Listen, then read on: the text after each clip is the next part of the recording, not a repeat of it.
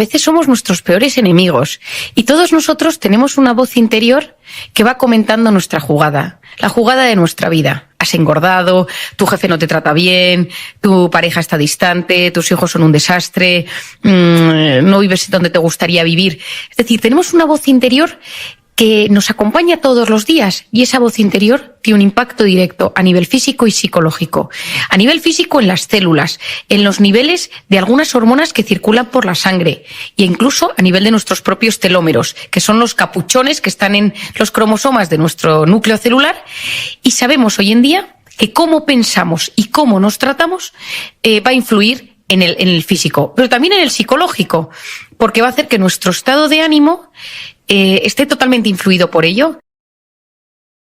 La felicidad depende de cómo interpretamos la realidad y esa interpretación de la realidad depende de muchos factores, pero uno de ellos va a ser de cómo nos tratamos a nosotros mismos. Si somos de esas personas que siempre pensamos que pues tenemos mala suerte en la vida o nos sentimos culpables o víctimas de muchas cosas o tenemos la autoestima o una falta de seguridad en nosotros mismos, vamos a interpretar todo de forma negativa. Por lo tanto, esa voz interior, esos pensamientos que nutren nuestra cabecita, nuestro sistema límbico, nuestra corteza prefrontal, nuestro núcleo cingulado, van a influir de forma positiva o muy negativa en nuestra salud física o psicológica. O sea, te voy a dar un ejemplo muy tonto, pero muy sencillo, que es cerrar los ojos y pensar en un limón que cortas y que lo empiezas a chupar, ¿no? Y empiezas a hipersalivar y empieza a cambiar toda la segregación de saliva de tu boca, ¿no? Este es uno muy fácil. Pero si tú de repente te pones a revivir la escena donde conociste a la que ahora mismo es tu pareja, si es un momento muy agradable, o el primer momento en el que tuviste a tu hijo en brazos, en un momento que fuera muy especial, puedes notar hasta los pelos de punta. Si de repente te pones a pensar ¿y qué pasa si ahora mismo, por ejemplo, yo en la pandemia esto lo puse de ejemplo, ¿no?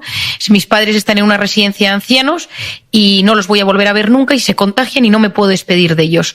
Y puedes ponerte a llorar y de repente puedes empezar a sentir que el corazón se te abruma, se te apachurra y que tu cabeza no es capaz de razonar y pasar un día malo solo porque has generado ese pensamiento por la mañana. Es decir, hoy en día sabemos que cuando nos imaginamos cosas que sean reales o imaginarias, vamos induciendo un cambio fisiológico en nuestro organismo. Y esto, cuando uno es consciente de que esos pensamientos alteran bioquímicamente el cuerpo y la mente, las cosas cambian.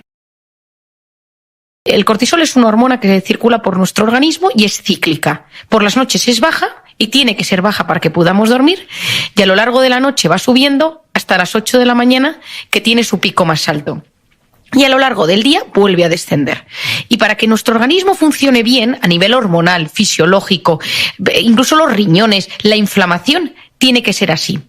Pero si uno va caminando por la calle y de repente se te acerca alguien por detrás y te dice deme la cartera y su móvil, automáticamente te sube la adrenalina y el cortisol. Primero la adrenalina y justo después el cortisol, que van a activar a tu cuerpo para que seas capaz de luchar o huir. Y por eso empiezas con taquicardia, que es que empiezas a movilizar sangre a los músculos para poder luchar o huir, taquipnea, que es meter oxígeno, y la glucosa y las grasas se empiezan a movilizar para que tú puedas hacer frente a ese desafío, que es un atraco en plena calle. Y entonces en ese momento, pues o le entregas las cosas, o sales corriendo, le pegas un puñetazo o te bloqueas según como seas de forma de ser. Y llegas a tu casa y se lo cuentas a tu marido, se lo cuentas a tu madre, y le cuentas lo que te ha sucedido, pero todo el día estás alterado. Y ese pico de cortisol es necesario que sea así, y va a generar, aparte de esas taquicardias y taquipnea, es que se te cierra el estómago, porque uno, cuando está en un momento de supervivencia, se le olvida comer y entonces puedes tener un cuadro diarreico o un estreñimiento de retención. No piensas, la corteza prefrontal, de la que hablaremos luego, que es la que está en la parte delantera, que se encarga de la concentración, de la atención, se bloquea automáticamente, por lo tanto no razonas, simplemente estás en modo de supervivencia y entonces le das la cartera, le das el reloj y le das cosas que no te ha pedido, ¿no? ¿A cuánta gente te cuenta que viene? El otro día me lo decía una paciente que la atracaron un día por la calle y dice, me pidió la cartera y le regalé el móvil, el abrigo, la chaqueta y el reloj, o sea, se lo di todo y me fui corriendo, ¿no? Es decir, en ese momento no razonas y no piensas. Y ese pico de cortisol tarda varias horas en volver a su estado original. Pero si tú un día vuelves a ir por la calle, por esa misma calle donde te atracaron, y empiezas a caminar y dices, ay Dios mío, aquí fue donde me atracaron, y te pones en modo alerta por la posibilidad de que te vuelvan a atracar, se activa el cortisol y ese es el quid. Es decir, hay cosas en esta vida que han significado un trauma o que fueron un momento de alerta o que nos costó mucho gestionarlas, pero nuestro cerebro, cuando se acerca a algo similar, activa el modo alerta, aunque esa amenaza no esté presente. Yo en terapia esto lo trabajo muchísimo, Cristina, porque yo yo siempre le digo a mis pacientes, vamos a hacer un camino de superación. Y hacemos una lista de 5, 6, 7 cosas que queramos superar. Pues la relación con mi ex, los miedos, las fobias, el problema con la alimentación que tengo, la vulnerabilidad o la sensibilidad o mis problemas de concentración. Y una de las cosas que digo es, ¿cómo eres tú? ¿Por qué eres así? Comprenderte. Y la tercera, digo, hagamos una fase de aceptación y de perdón, perdonarse a uno mismo y perdonar a los que te hayan hecho daño. Y en ese momento de comprensión, les hago escribir en un papel hechos que a lo largo de su vida hayan podido desencadenar ese estado de alerta. Pues si, por ejemplo, yo hablo, si quieres luego lo podemos citar, pero si no te lo digo de forma breve, las personas. Hay gente que, las famosas suegras, que son un concepto mitológico, que antes de ver a la suegra, durante el rato que estás con la suegra y posteriormente estar con la suegra, hay cambios físicos y psicológicos en la mente. Yo tengo una suegra maravillosa, pero es cierto que he oído historias terroríficas sobre suegras. Y entonces, antes de ver a la suegra, tu cuerpo está de una manera durante el tiempo y posteriormente. Pero solo con pensarlo, sea el jefe, sea tu amante, tu pareja, tu hijo, tu yerno, tu cuerpo se va modificando. Y hay veces que son hechos reales y otras veces que son cosas que tú te estás maquinando en tu cabeza y que te hacen mucho daño. Y siguiendo con ese cortisol, claro, en un estado de alerta, ¡pum!, tienes un pico de cortisol. Lo malo es cuando vives en estado de alerta constante. Yo lo llamo en el libro la intoxicación de cortisol, es decir, la hormona que circula por tu sangre es el cortisol y eso lo que te hace es enfermarte. Es decir, una cosa es el momento de alerta y otra cosa es la cronificación de ese estado de amenaza real o imaginario. Y ahí entramos en los problemas físicos, migrañas, problemas de tiroides, colon irritable, vértigos, que se te duerman las manos, inflamación, importantísimo, problemas gastrointestinales y a nivel psicológico, problemas de sueño, irritabilidad, fallos de concentración, depresión y a nivel conductual el aislamiento. Mucha gente, tras esos estados crónicos de estrés, tienden al aislamiento y que no quieren ver a nadie. Bueno, es que efectivamente, de hecho, el segundo libro que estoy escribiendo ahora trata un poco de dónde viene esa voz interior. Es decir, en el primero un poco lo explico relacionado con formas de ser, con el cortisol, y en el segundo yo voy más a dónde viene esa voz interior. O sea, porque claro, la psicoterapia que yo hago en consulta lo que hace es desmembrar esa voz interior que nos machaca, porque todos la tenemos. O sea, no conozco a nadie, por muy bien que le vaya, bueno, los narcisistas tienen una voz interior que les están aplaudiendo todos los días diciéndoles que son maravillosos, pero esos no vienen a consulta porque los que necesitan terapia son los psiquiatras, no son ellos mismos. Pero todos nosotros tenemos como esa voz interior y ese cerebro y esa mente que nos hace mucho daño y que nos perjudica profundamente. Y por eso no somos nuestros peores enemigos. Y efectivamente, nuestra mente, si no la tenemos bien gestionada, nos hace muchísimo daño. Y por eso creo que no hay nadie que esté libre de no tener que trabajar esto. Y esto puede venir de tu infancia, de cómo te hablaban tus padres, de cómo te sentías querido en el colegio, de qué lugar estabas entre tus hermanos y cómo era la relación con ellos. Porque allí nacemos casi como un libro en blanco en muchos aspectos y se van formando nuestra voz interior, nuestra manera de querer, nuestra manera de vincularnos. Y eso depende de una serie de factores que van surgiendo a lo largo de la infancia y de la juventud. Cuando esos ladrillos vienen un poco deteriorados, en la edad adulta, con factores de estrés, en una sociedad hiperestimulada donde los valores están cada vez más en desuso, uno se va rompiendo. Y entonces uno tiene una sensación de que la cabeza le exige, le pide, y lo que te da paz es el control. Entonces parece ser que donde únicamente te sientes en paz es cuando lo controlas todo. ¿Qué es lo que ha pasado en los últimos 10 años? Que el ser humano en los últimos 10 años se ha quitado de valores, se ha quitado de creencias y ha dicho yo puedo, hasta que ha llegado el COVID. Y el COVID te ha dicho, ¿has visto? ¿Te pensabas que lo controlabas todo? Pues ahora no controlas nada. El nivel de angustia es brutal. O sea, el nivel de angustia es terrible porque no sabíamos nos han convencido en estos últimos años que lo podíamos todo con el control.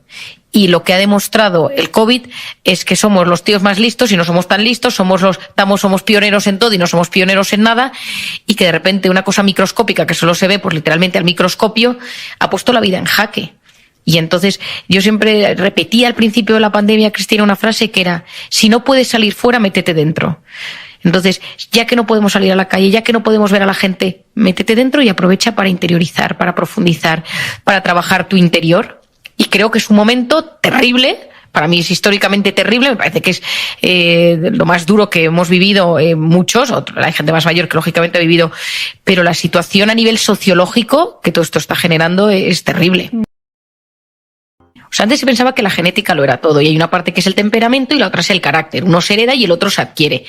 Pero también hay un trocito que son las circunstancias y la actitud. La actitud es cómo yo me ubico con respecto a las cosas que me suceden. La actitud es esa voz interior que va comentando lo que me va sucediendo y me pone en un lugar o me pone en otro. Hay una parte importante que es lo que heredamos, ¿no? Mi padre era sensible, mi madre era impulsiva. El otro día en el colegio me dicen, el tutor de mi hijo me dice: es que tu hijo no calla. Es que yo no callaba en clase. Entonces, claro, no me sorprende, es genético. Mi hijo habla con el de delante, con el de atrás y con el de los lados, ¿no? Bueno, pues ha salido a su madre, que no calla tampoco. Es una parte genética. Y eso nos predispone a algunas cosas, pero hay otras que se van adquiriendo, y sobre todo hay cosas que se pueden trabajar. Pero a mí me parece que en un mundo como el de ahora, donde la conciencia de uno mismo está tan avanzada, es fenomenal conocer y decir: vale, esto lo he heredado, esto viene por un trauma, esto viene porque lo he aprendido, porque me gustaba tanto esto de la forma de ser de algunas personas, vidas ejemplares o modelos de identidad que he conocido a lo largo de mi vida, que lo he insertado en mi vida como pauta. Y cuando uno se va conociendo, se va dando cuenta que somos un conglomerado de varios factores. Pero es muy triste y muy limitante pensar que venimos porque mis padres eran así y esto de soy así. Pero, efectivamente, por ejemplo, el tema depresivo es muy hereditario. El tema cuando hay una enfermedad, por ejemplo, física, por supuesto, pero psicológica, sea un trastorno bipolar o temas, por ejemplo, de adicciones, el tema del alcoholismo, por ejemplo, sabemos hoy en día que hay una parte genética muy importante, y por eso es bueno que uno tenga conciencia. Y yo a la gente que tiene carga genética de enfermedad mental le hago que cuide más sus factores de estrés, el sueño, las drogas, la alimentación, etcétera, porque si no corre más riesgo de que esa enfermedad o que ese trastorno se active en su interior.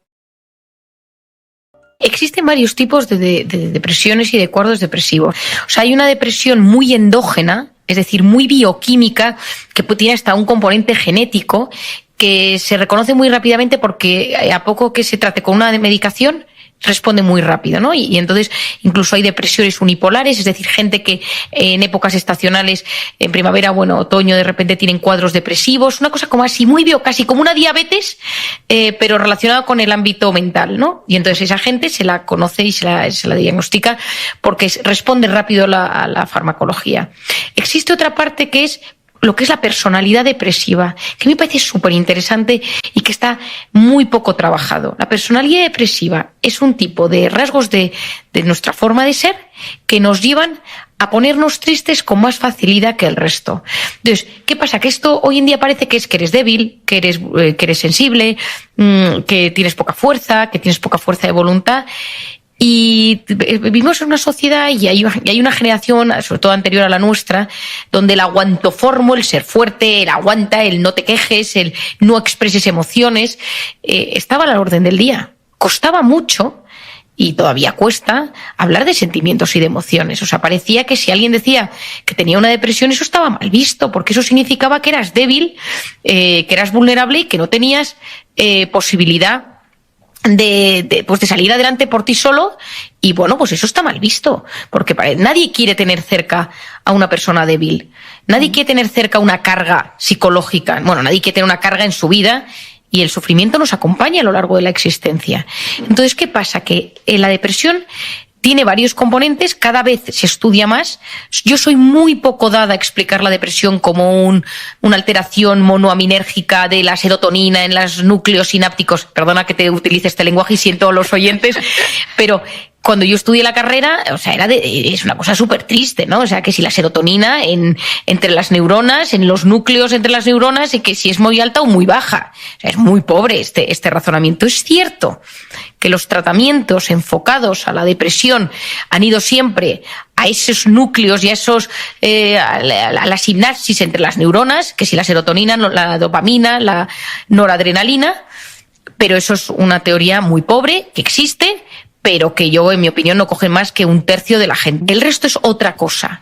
Hay un tema de la neuroplasticidad cerebral, es decir, cómo las neuronas se van adaptando a los cambios, al estrés, y hay veces que la neurona sufre y entonces acaba como agotándose y eso genera como una inflamación y una apatía y una tristeza. Hay un componente bioquímico de muchas más hormonas, de muchas más sustancias. Si nosotros vivimos estados de estrés mantenidos, reales o imaginarios, cuidar a mi pareja porque tiene un cáncer y estoy agotado, un trabajo estresante, los niños en una sociedad pues donde tener hijos es casi un deporte de riesgo porque tienes que llevarlos, traerlos, el colegio.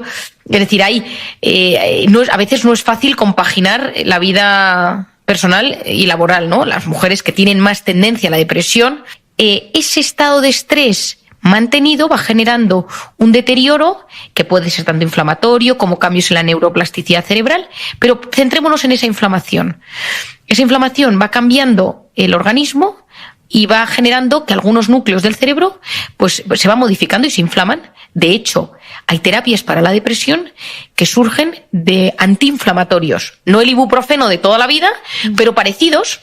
O, por ejemplo, si yo soy muy fan del omega 3 y sabemos hoy en día que muchos tratamientos médicos que le añades omega 3 mejora a la persona. Yo, por ejemplo, en mujeres embarazadas que tienes que medir muy bien el riesgo-beneficio de los antidepresivos, pues a veces dando un poquito más de dosis de omega 3 mejoran esa inestabilidad emocional.